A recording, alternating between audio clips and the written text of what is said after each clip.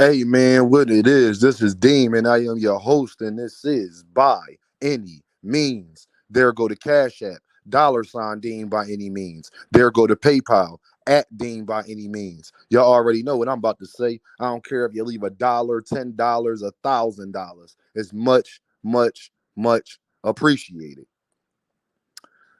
What I expect tomorrow from Shakur Stevenson, y'all, let's talk about it. We can cut right to the chase. We ain't got to do no extra stuff. I expect Shakur Stevenson to dominate. He has to. Shakur Stevenson cannot even let this fight look close as much as he runs his mouth. And that's my guy. I see Shakur. I'm hoping for a 10th round TKO. I think the ref's going to come in to stop it in the 10th round. I'm looking forward to a 10th round TKO from Shakur Stevenson because he has to do it. He has to do it, man. He got to show everybody what he made of. He got to show everybody this fight, he got to bring everything out of himself, even though Arthur is not worth him doing that, just to show people to stop playing with his name. Y'all know I feel there's only one person on this earth that I think that's in his weight class or around his weight class that can beat Shakur Stevenson, and that's Gervonta Davis. It really don't matter what he does. I don't think he could beat Gervonta Davis because Shakur Stevenson, to me, in my trained eye, and I'm normally not too wrong about these things, he don't do nothing out of the four criteria of boxing. He does nothing better than Gervonta. And for anybody going to talk about he got better defense and all that, you can't have better defense if when Gervonta Davis dips and slips and knocks somebody out, that is literally the best defense you can have. Don't argue with me. You can't have a better defense than seeing a punch coming, slip it, counter it, he goes to bed, fight over. That is literally the best defense you can have in boxing. That is literally the best result you can ask for. Gervonta does that on a regular. He does that on the regular. So if they're effective aggression, Shakur's not more aggressive than Gervonta Davis. Ring generalship, he don't cut off the ring the way Gervonta Davis does. Clean and effective punching. We already know we already know what that is. So those are the reasons I don't think that Shakur Stevenson could beat Gervonta Davis. But that don't mean that I don't think he could beat everybody else. I think he's that talented. I think he's that special. I think there's only one person probably that could give him a run, maybe Loma and Abdullah Mason, but him and Abdullah Mason probably would be at a different weight class. If they ever did fight, it'll be at 140. I don't think it will happen at 135 because Abdullah is 19, 20 years old, and he's already outgrowing that weight class now at that age. He's a bigger lightweight. So I think that I think the best Abdullah Mason will see is at 140 and 147. I think that's where his career, where he would really get his name in. But I see Shakur going out for domination. I see Shakur coming out to prove a point. I see Shakur going out to put his city on the map because the whole Newark going to be out there. They're going to be supporting. It's going to be loud in there. Shakur Stevenson cannot afford for this fight to be close. Shakur Stevenson cannot afford to not exchange. Shakur Stevenson cannot afford for this fight to resemble anything like the De Los Santos fight. If it does, he's killing his career. He's making it that much harder to get the Tank fight because when Tank said all he gonna do is run, and people don't want to see that. If he put on another performance like that, it'd be true. Me, myself included. And this ain't revisionist history. Go look at my old videos on Shakur Stevenson. I've been telling him his next performance he has to dominate. So this ain't me having revisionist history. Shakur could say he don't care about the fans. He don't care about this, that, and the third, or what people think. Yes, he does, because if he didn't, he wouldn't address it. If he didn't, he wouldn't be on Twitter. If he didn't, he wouldn't apologize and said to his fans that I could have had a better performance if he didn't care what people think. He do care what people think. He cared what people think so much that last fight with De Los Santos, he didn't even want to call nobody out. We have not forgotten that. I know I haven't. He didn't even want to call nobody out. And that's the part that I was holding Shakur Stevenson accountable for, bro. You can't get on Twitter and all that months later and start calling everybody out and saying they ducking you. But when you was live on TV and an announcer put the mic in your face, the whole world is watching, and he asked you, who do you want to fight? You said you got to go back to the drawing board, and you can't think about that right now. But then you go on Twitter and say people ducking you. People can't duck you if you're not even saying their name, and you say you got to go back to the drawing board. Because then right after that, Shakur put out a list of people he wanted to fight that wasn't Gervonta Davis. Like Frank Martin, Y'all remember that, right? So at the end of the day, y'all, he got to come out and my man Knockout say this all the time. He got to come out and fight like he talk. He's getting his profile is growing. So things that we were willing to accept on your way up, we're not willing to accept now. You got to get better, bro. You got to show people that you really that deal. I believe that you're going to show people that you really that deal because I think his skill set is unmatched. And I don't think it's another boxer around his weight class that possesses the things that Gervonta Davis possessed to even expose him. That means a lot. Like I said, Shakur is probably top two, top three when it comes to distance control in boxing. When it comes to being there, but I'm not really there.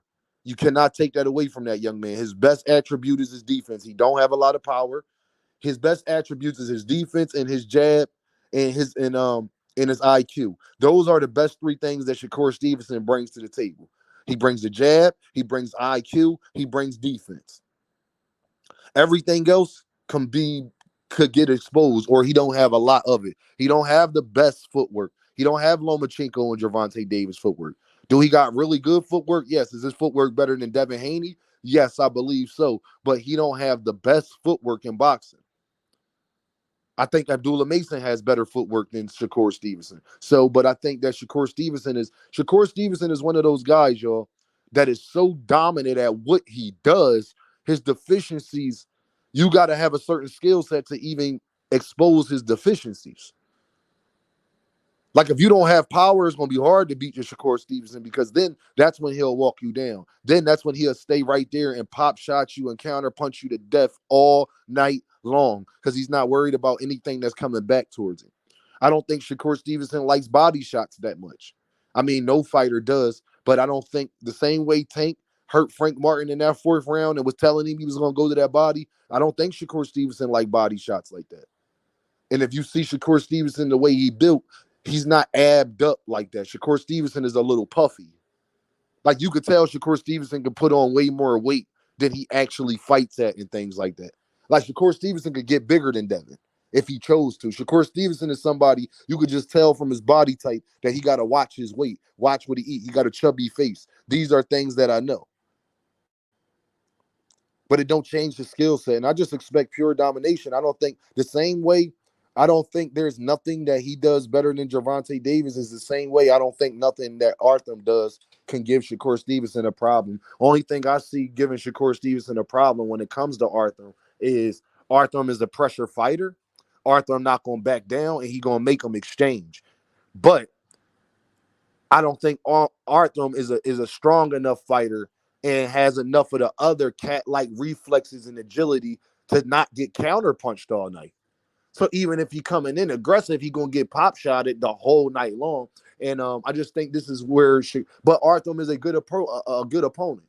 He's somebody that's I'm not that enthused about the fight. I never was that enthused about the fight. Okay, but I'm not going to sit up there and take away from Arthur and act like just because he lost to Frank Martin that he's not good. Because I think Frank Martin is very good. And that fight was a lot closer than, yeah, he lost the fight, but it wasn't like he just got beat up in there by Frank Martin. He had Frank Martin down on the cards at a point in time in that fight, especially in the middle rounds. Frank Martin just started to turn it on late, as he should have when you are the better fighter.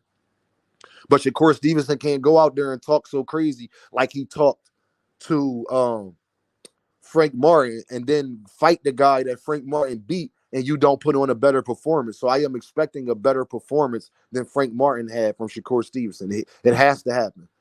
Shakur Stevenson cannot go backwards. His name is out there too much. It's time for him to really show who he is, put on for Newark, and solidify his spot. Because if he go out there and dominate in fashion, he could pop it a little bit. Not too much because it's Arthur, but he'll still be able to pop it a little bit.